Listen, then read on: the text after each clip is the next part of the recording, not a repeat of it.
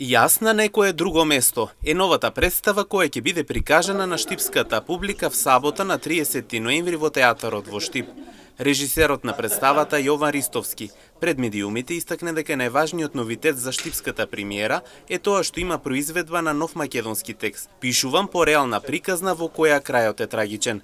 Представата е од голема важност за штипската публика, бидејќи представата има своја основна порака. Најбитниот новитет за ова штипска премиера во Народен театар Штип е тоа што всушност имаме произведба на нов македонски текст, што не се случува многу често и што ми е посебно драго.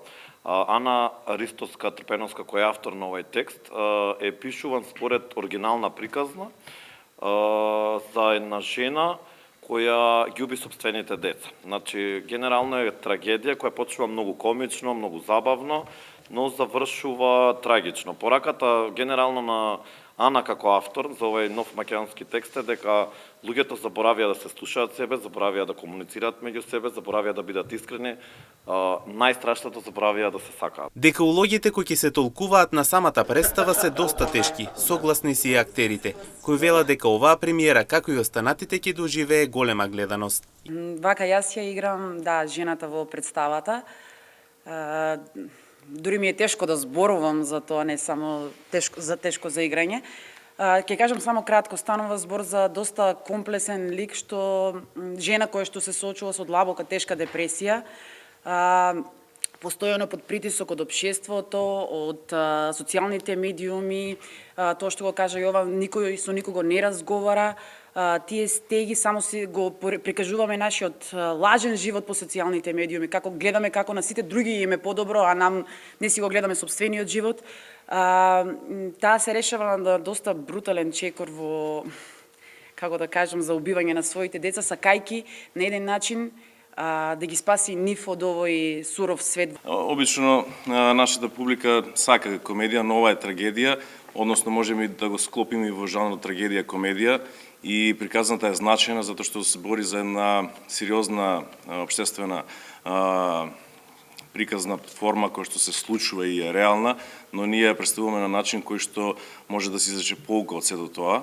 Сите семејства се среќни на различен начин, но тажни на истиот начин. Мојот лик е еден разум во оваа представа, едно освестување, како што каже, една топлина, како што каже и колегата. И не знам што друго би кажал, освен како што и самиот вели, луѓе, сакајте се.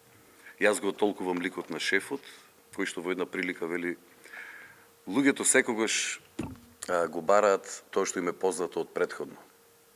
И затоа треба да продолжиме и да се сакаме едни со други, да го покажуваме тоа внимание едни кон други, да не чекаме да дојде до последен момент. На огромно задоволство костимографот Марта Дојчиновска вели дека го следи визуелниот јазик на режисерот, како и неговата визија, па по целото тоа таа ги креира самите ликови. Огромно задоволство и чест.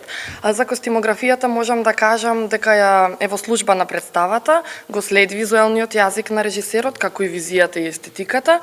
Исто така користев минималистички изрази и символизам. Уживав додека ги креирав овие ликови и се надевам дека исто така вие ќе уживате во премиерата на 30. Директорката Кристина Атанасова Арсова топло ги покани сите заинтересирани со граѓани да повелат на 30 ноември со почеток од 20 часот за да уживаат во оваа премиера. Да најавиме нашето следно прекрасно нешто, театарската представа која што ќе доживее премиера во сабота на 30.11 во 20 часот во зграда театар, јас на некое друго место. Би сакала да се заблагодарам на целата екипа, секако се разбира на режисерот Јован за макотрпната работа, бидејќи навистина бевме малку оскудни со време, меѓутоа еве собравме сили да можеме на 30 да понудиме нешто квалитетно и убаво. Следната изведба на оваа премиера е на 4 декември, а истата е дел од проектот од Министерството за култура и со ова завршува годишната програма. На 13 декември има повторно премиера насловена како Стан 54, додека на 17 декември штипската публика ќе има можност да ужива во следната премиера за годинава, насловена како Магична симфонија.